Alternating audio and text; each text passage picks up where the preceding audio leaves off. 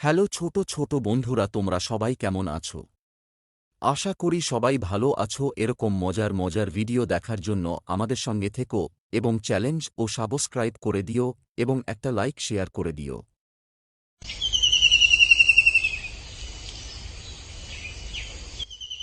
আমি হচ্ছি এই জঙ্গলের রাজা বাঘ মামা। আমার ওপর দিয়ে কথা বলার কারো সাহস নেই। যদি কেউ বেশি কথা বলে এক কাণ্ডে তার মাংস খেয়ে নেব। আমি হচ্ছি রাজা। আমি হচ্ছি এই জঙ্গলের রাজা বাঘ মামা। আমার ওপর দিয়ে কথা বলার কারো সাহস নেই। যদি কেউ বেশি শুনছো গো, আমি তোমার কাছে একটা আবদার করেছিলাম, কিন্তু সেটা এখনো তুমি পূরণ করলে না কেন বলতো? তোমার কাছে আমি একটা তো সামান্য গলার মালাই চেয়েছিলাম, সেজন্য তুমি আমার সঙ্গে এভাবে অভিনয় করতে পারছো? আমার কিছু দরকার নেই, আমার মালা চাই। শিবুর কথা শুনে মন খারাপ করে চলে গেল মাঠে জঙ্গলে কাঠ কাটার জন্য, কেননা বোর আবদার পূরণ করতে হবে। সেই জন্য সে জঙ্গলে কাঠ কাটতে গেল।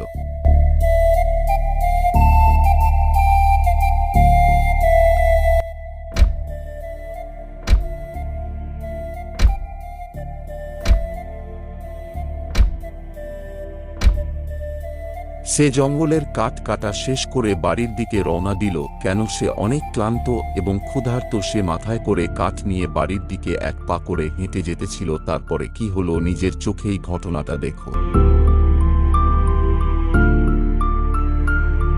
মা বাবা এখনো বাড়ি কেন এলো না? আমি বাবাকে বলেছিলাম আমার জন্য একটা জামা নিয়ে আসবে, কিন্তু বাবা তো এখনো এলো না। আমি বাবার জন্য খুব অপেক্ষা করছি। বাবা আমার খুবই ভালো, কেননা সে সব একটা গ্রামে সবজিওয়ালা ছিল। সেই গ্রামে গ্রামে সবজি বেচে তার আয় উপার্জন করে সংসার নির্বাহিত করত।